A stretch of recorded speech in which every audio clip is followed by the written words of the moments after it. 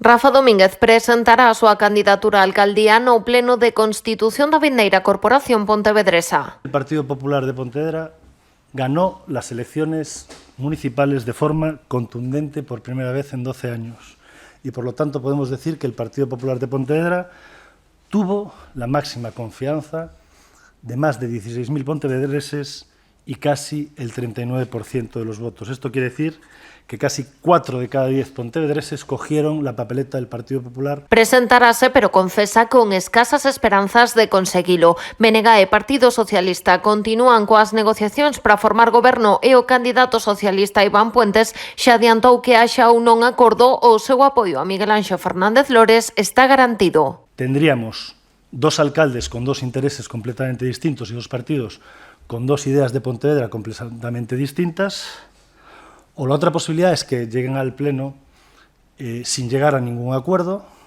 y sucedería algo que es inédito en la historia de la democracia de Pontevedra, y es que el señor Lores, que ha perdido las elecciones y es el segundo, sea nombrado alcalde con menos concejales que el principal partido de la oposición.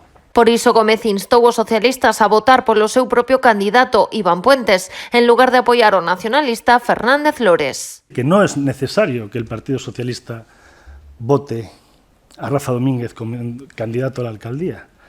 No es eso necesario. Simplemente tendría el Partido Socialista que votar al que debería entender que es el mejor alcalde, es decir, que votase a Iván Puentes para que el Partido Popular gane la alcaldía. O líder do PP recordou a existencia dun pacto a nivel galego entre BNG e PSOE co que queren evitar que os populares acaden as alcaldías, algo que Domínguez lamentou. Yo soy consciente de ese pacto y me da muchísima pena que las decisiones de Pontevedra se tomen en Santiago.